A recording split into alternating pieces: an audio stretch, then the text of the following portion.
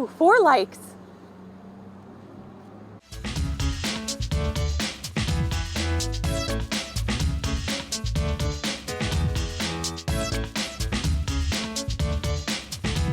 You don't say.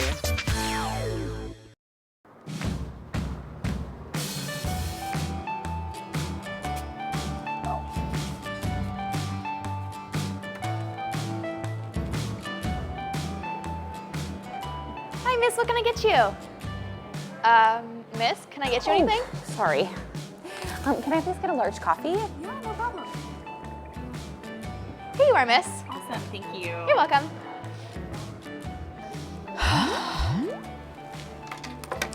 Living your life online. It's supposed to make your day easier. Ugh, yikes, I'll deal with that later. But there are times when all I want to do is log off. Forever. But in all honesty, I think I would be lonely without this. So, on this week's episode of You Don't Say, we sign out and talk to people face to face about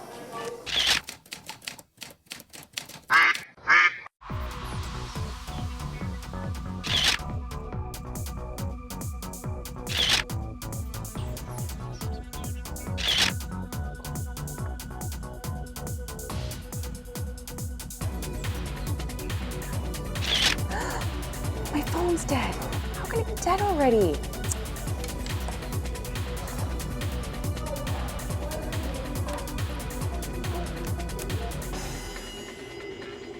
Okay.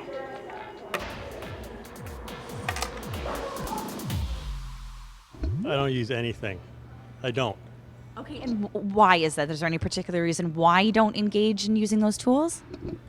Apart from the fact that it looks like it reeks of effort, no, that's about the only reason. Almost every day. Yeah, every day, for sure. Absolutely. Yeah. How long? Oh, wow. That's a tough one. Probably 45 minutes a day it heats up at most. I'm probably on it about 3 to 6 times a day. Certainly every day, and that's the sad part. No, No. I don't like it at all. I think it's absolutely ridiculous. Okay, what is ridiculous about it? Well, nobody needs to know that I'm eating sushi at this time, or nobody needs to know that. It's not important. It's not important information to be displaying what you're doing at every exact moment of your life. What's left to talk about when you see each other in person? So we have users and non-users, but are there really any consequences either way? I think I should find an answer from another source besides Google. For those people that choose not to participate through, Facebook or Twitter or, any of this plethora of different platforms that are available, as it becomes more and more used by the general population, then we see those group of people seemingly kind of getting pushed out to the margins a little bit more, and the potential exists for them to not have a voice in this new technological kind of world that we're moving into. Everybody's needless or constant need to update everything on, what they're doing all the time. So like what they're cooking, and every little feeling has got to be blogged about. And it's like, nobody really cares that much. My generation's use of, they treat it as their therapist. That's my pet peeve. I say my biggest pet peeve is when people put on whiny things about themselves, like I'm lonely, or stuff like that it's just a little bit too much. When people post on Facebook about their relationship problems. People's opinions. Absolutely people's opinions, yeah. People are too opinionated, and sometimes you just need to keep it light, and people often don't want to hear what you got to say necessarily. So it can literally give people the feeling that they have a voice. It gives them avenues and outlets for their ideas and for their expressions and for their opinions to be heard. So whereas maybe 20 or 30 years ago, people might have been limited in the sphere of communication that they had, a lot of those borders and boundaries are taken away.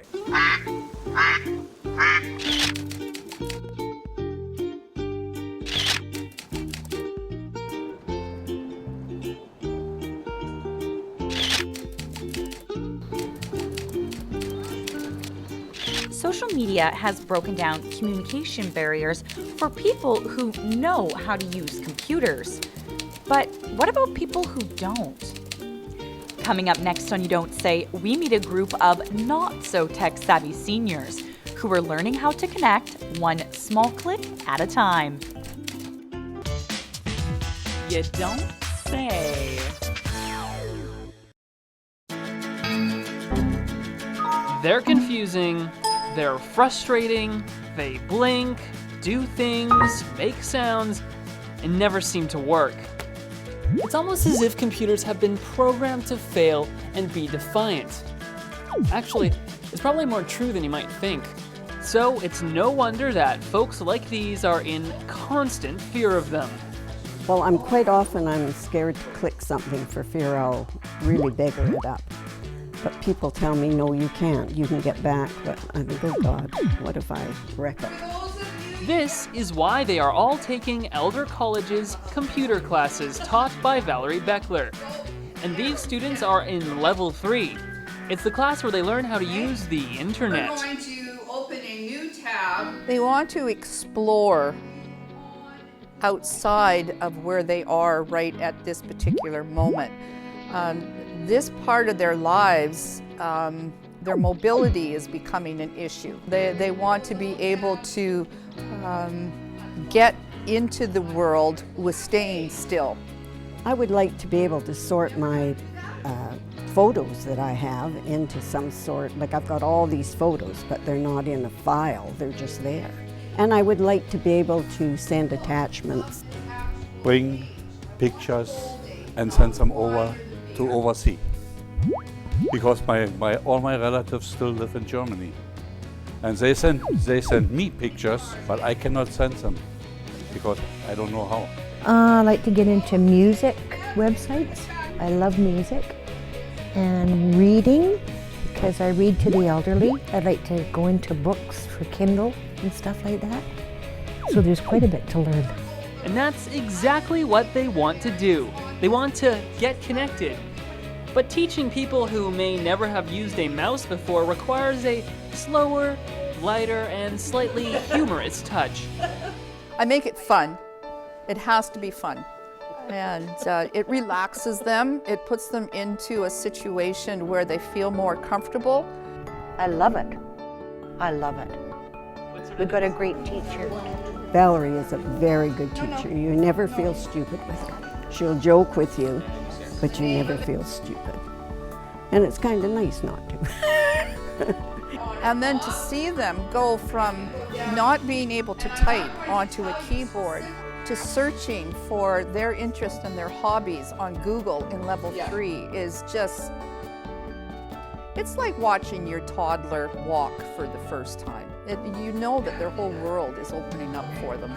It's almost surprising to me that there aren't more of these classes because there's a large population of people that have been taken by surprise by this new online world, a world they should be a part of. And so what if you bugger something up? What's the worst that can happen? No, look at the monkey. Did it capture? Why did it say? I put it on capture. That's a pretty good monkey. Okay, now be honest. Have you ever posted the duck face selfie? Sadly, yes. Okay, give me your best duck face. Well, I don't pucker up too well, so I don't really do the duck face, no. I did once, but it was a joke. It was a joke. Oh yeah, all the time. I've posted a few selfies, yeah. Never, to this day, I have never done that.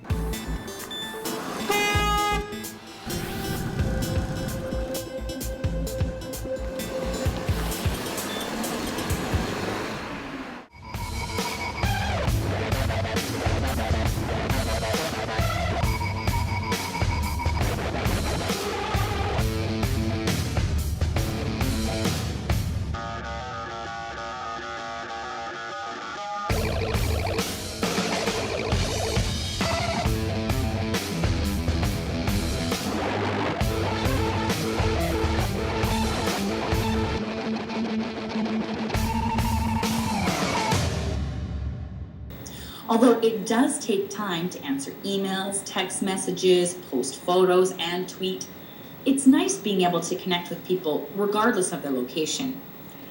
But despite my constant virtual connectivity, I'm still a bit lonely. I guess nothing can replace the real thing. Sometimes the old ways really are the best ways. So, on that note, I'll see you on the streets.